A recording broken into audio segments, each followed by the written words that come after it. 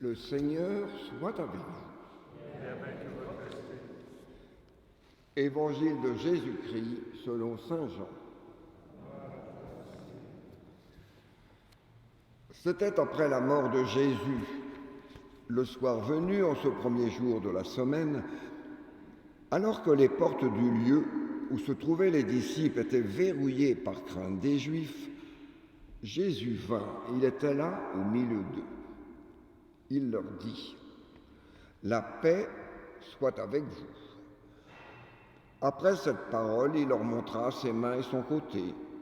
Les disciples furent remplis de joie en voyant le Seigneur. Jésus leur dit de nouveau : « La paix soit avec vous. De même que le Père m'a envoyé, moi aussi je vous envoie. » Ayant ainsi parlé, il souffla sur eux et il leur dit : « Recevez l'Esprit Saint. À qui vous remettrez ces péchés, ils seront remis. À qui vous maintiendrez ces péchés, ils seront maintenus. » Or l'un des 12, Thomas, appelé Didyme, c'est-à-dire jumeau, n'était pas avec eux quand Jésus était venu. Les autres disciples lui disaient : « Nous avons vu le Seigneur. » Mais il leur déclara : « Si je ne vois pas dans ses mains la marque des clous, si je ne mets pas mon doigt dans la marque des clous, si je ne mets pas la main de son côté, non, je ne croirai pas. » 8 jours plus tard, les disciples se trouvaient de nouveau dans la maison et Thomas était avec eux. Jésus vient, alors que les portes étaient verrouillées, et il était là au milieu d'eux, il dit : « La paix soit avec vous. » Puis il dit à Thomas : « Avance ton doigt ici et vois mes mains. Avance ta main et mets-la dans mon côté. Cesse d'être incrédule, sois croyant. » Alors Thomas lui dit : « Mon Seigneur et mon Dieu. » Jésus lui dit : « Parce que tu m'as vu, tu crois. Heureux ceux qui croient sans avoir vu. » Il y a encore beaucoup d'autres signes que Jésus a faits en présence des disciples et qui ne sont pas écrits dans ce livre. Mais ceux-là ont été écrits pour que vous croyiez que Jésus est le Christ, le Fils de Dieu, et pour qu'en croyant, vous ayez la vie en son nom. Acclamons la parole de Dieu.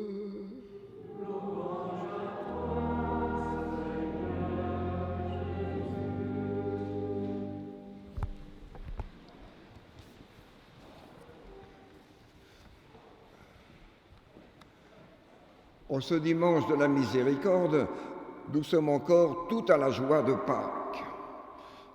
Mais ce dimanche est aussi le dimanche de Thomas, surnommé le jumeau, si souvent présenté comme quelqu'un d'incrédule.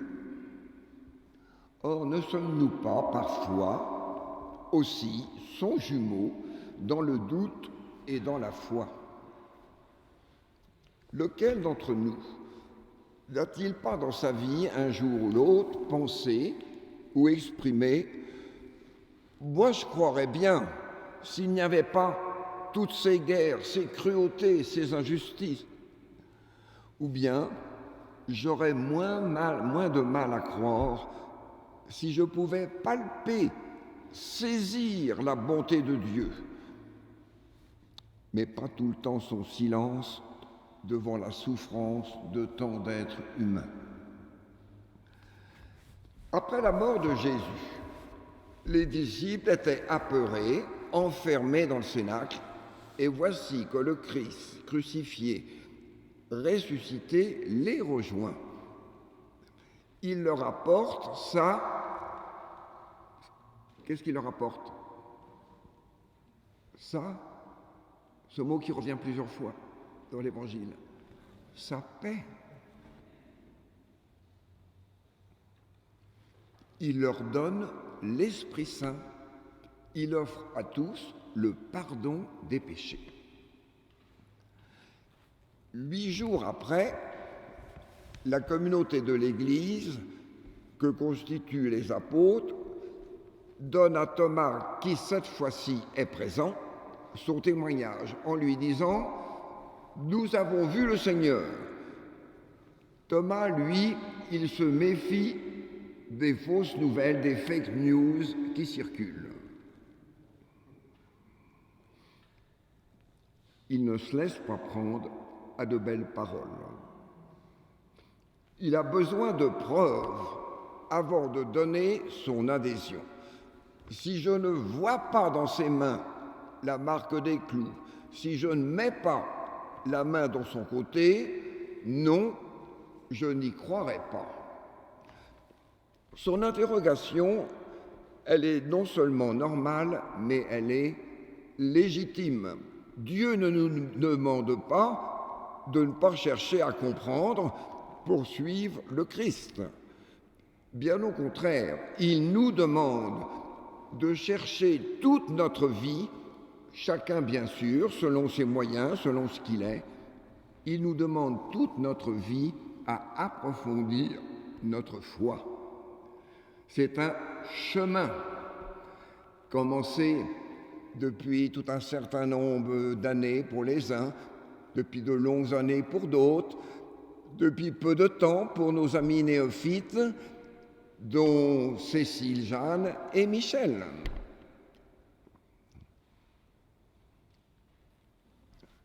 Oui, il nous demande de chercher toute notre vie. Cependant, il nous demande de dépasser nos raisonnements dans cette confiance si précieuse qui vient du cœur. Il nous invite à voir avec le cœur.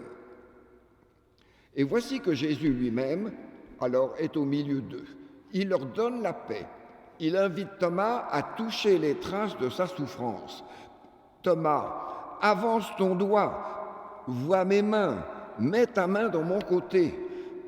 Et en montrant ses plaies, Jésus témoigne qu'il est bien le crucifié ressuscité. Celui qui a porté les souffrances des hommes jusqu'au bout par amour.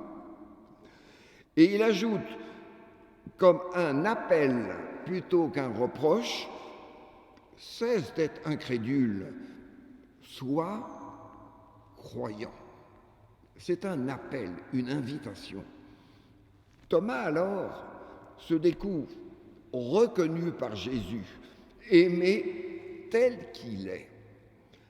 Alors qu'il était perdu, il se reconnaît trouvé. À l'initiative du ressuscité qui lui parle et vient le chercher dans sa nuit, voici qu'il répond par une réponse personnelle.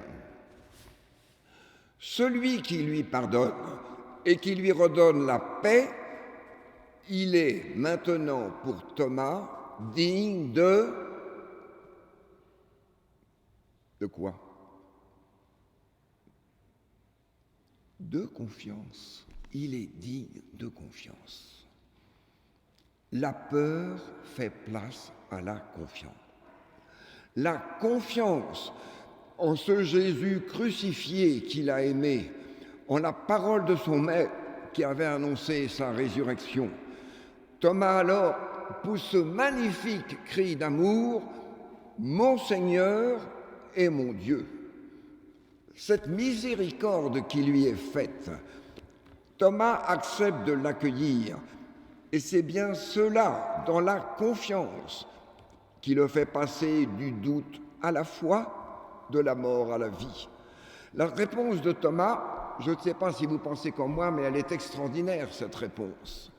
Il avait dit « Je ne croirai que si je vois ». Maintenant, il voit, mais il croit avec les yeux du cœur. cette invitation qui nous est faite, il devient véritablement croyant. Il ne croit pas seulement sur le dire des autres. Nous avons vu le Seigneur. Sa réponse à lui est personnelle. Et pour nous alors, il est certes important que chacune et chacun nous puissions proclamer avec toute la communauté de Saint-Jacques-Saint-Christophe que Jésus est Seigneur. Mais encore faut-il que nous puissions dire personnellement, au plus profond de notre cœur, pourquoi tu es mon Seigneur? Si je dis que le ressuscité est mon sauveur, je dois pouvoir me dire à moi de quoi il me sauve et me ressuscite. C'est une question qui nous est posée à chacune et chacun. De quoi il me sauve? Alors j'ajouterai encore un dernier point. Aujourd'hui, la résurrection du Christ, elle n'a pas magiquement supprimé, hélas, les souffrances des hommes. Cette parole de Jésus à Thomas, d'aller toucher ses plaies, n'est-ce pas à nous, ces jumeaux, qu'elle est dite? À nous de l'entendre, à nous de la mettre en pratique. Si nous voulons toucher les plaies qui continuent à faire saigner et mourir tant d'êtres humains, si nous voulons aller au contact des misères et des détresses, si nous croyons que le crucifié ressuscité a vaincu le monde, allons poser les gestes qui donnent à voir que les blessures du Christ ressuscité sont les signes d'un amour inconditionnel et jusqu'au bout de Dieu pour notre humanité. Tout ce que tu feras au plus petit d'entre les miens, c'est à moi que tu le feras. Heureux sommes-nous si, comme Thomas, confiant en la fidélité de Dieu sur sa parole, dans une vraie confiance, nous osons faire du ressuscité le Seigneur et le Dieu de notre vie, le Dieu de miséricorde, mon Seigneur et mon Dieu, qui a les mains ouvertes et tendues vers toutes les plaies des hommes et qui nous envoie témoigner de notre confiance en lui en allant à notre tour, nous aussi, toucher les plaies des hommes, rendre vivant par l'amour ce que le manque d'amour fait mourir.